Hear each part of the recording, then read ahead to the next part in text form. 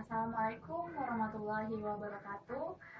Pada kesempatan kali ini, saya akan memperkenalkan diri saya terlebih dahulu. Nama saya Nadia Elvanita. Saat ini saya berstatus sebagai salah seorang mahasiswi di Sekolah Tinggi Analis Bakti Asih, jurusan S1 Analis Medis. Di sini saya akan mencoba untuk menjelaskan atau membahas tentang teknik pengambilan darah vena, sekaligus saya akan mencoba untuk mempraktikkan teknik pengambilan darah vena tersebut. Dan di sini saya akan dibantu oleh saudari Wita. Saudari Wita ini juga merupakan salah seorang mahasiswi di Sekolah Tinggi Analis Bakti Asih ini, di jurusan D3 Analis Kesehatan.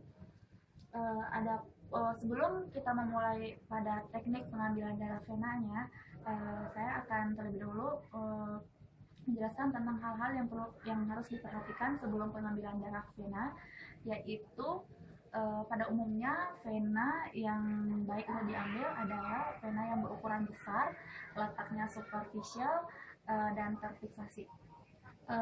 Pada orang gemuk biasanya vena letaknya agak dalam dan dapat ditemukan dengan valvasi.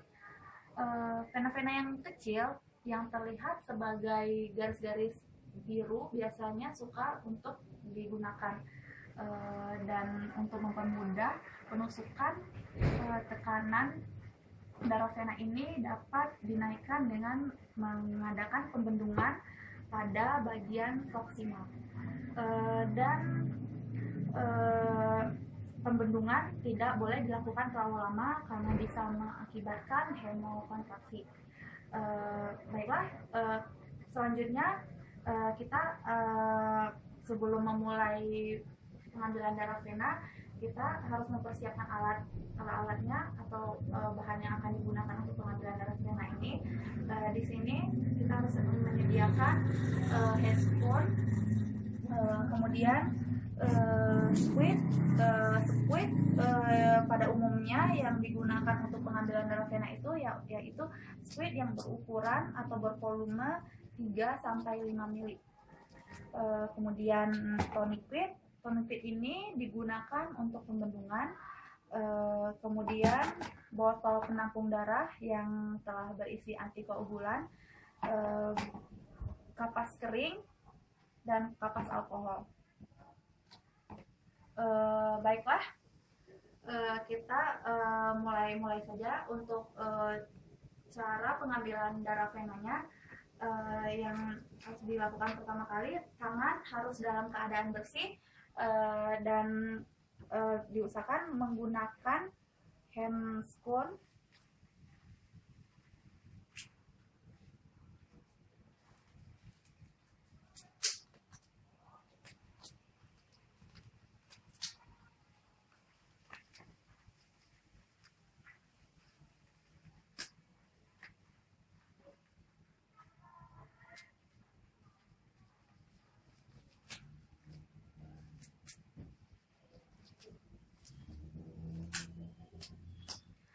Setelah itu, hal yang harus dilakukan saat pertama kalinya adalah kita tentukan dulu tempat atau area vena yang akan ditusuk, dan jika telah yakin, segera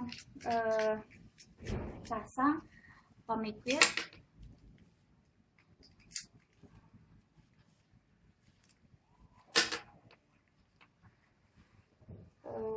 Kemudian squid ini harus ditarik, kemudian toroknya dimasukkan hingga ujung depan. Kemudian terlebih dahulu tempat yang akan ditusuk didesinfeksi dengan kapas alkohol.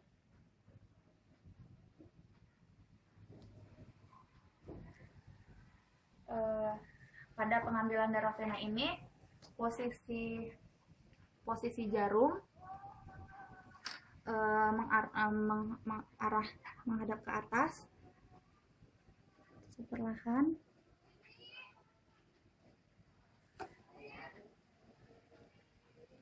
Setelah darah masuk ke dalam tabung, ditarik perlahan dan darah diambil sesuai kebutuhan.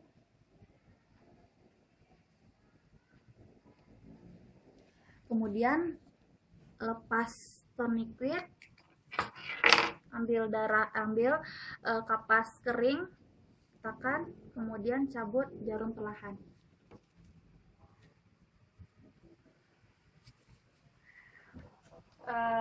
Setelah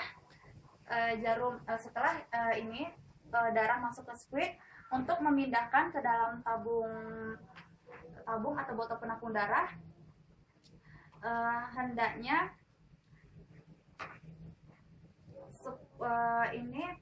semprit dan nalnya dilepas dan darah dialiri pada dinding tabung.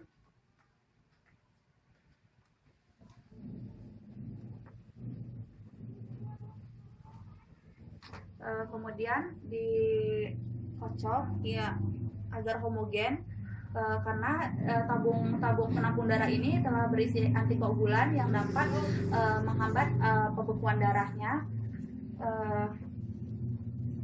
Kemudian adapun tujuan dari pemisahan semprit dari nal pada saat memindahkan darah adalah agar sel-sel darah tidak rusak, karena biasanya sel-sel darah yang dipindahkan melalui nal banyak yang mengalami kerusakan dan itu akan menghambat pada pemeriksaan. Pada pemeriksaan darah vena ini atau pengambilan darah vena ini, adapun tujuannya adalah untuk semua pemeriksaan hematologi, pemeriksaan imunoserologi. Pemeriksaan imunoserologi biasanya digunakan dalam bentuk serum, yaitu darah yang telah disentrifuse pada kecepatan 16.000 rpm. Kemudian pada pemeriksaan kimia darah yang biasanya dilakukan pada pemeriksaan kimia klinik. Kemudian darah biasanya pada pengambilan darah vena ini terjadi kesalahan-kesalahan, yaitu semprit dan jarum yang digunakan masih basah, ikatan atau pembendung yang terlalu lama dan keras sehingga terjadi hematom pada tangan pasien atau pada vena. Kemudian darah membeku dan dalam semprit atau di botol penampung darah karena berkurangnya antikoagulan yang ada di dalam botol penampung. Kemudian memasukkan darah ke dalam botol penampung yang seperti yang saya katakan sebelumnya, jika tanpa membuka jarum terlebih dahulu sebelum memasukkan darah, sel-sel darah itu akan rusak. Kemudian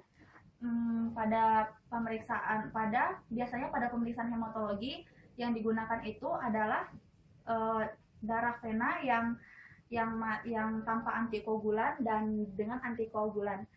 Yang tanpa antikoagulan biasanya pada pemeriksaan yang dilakukan secara langsung, dan yang dengan antikoagulan darah yang didiamkan atau pada masa inkubasi.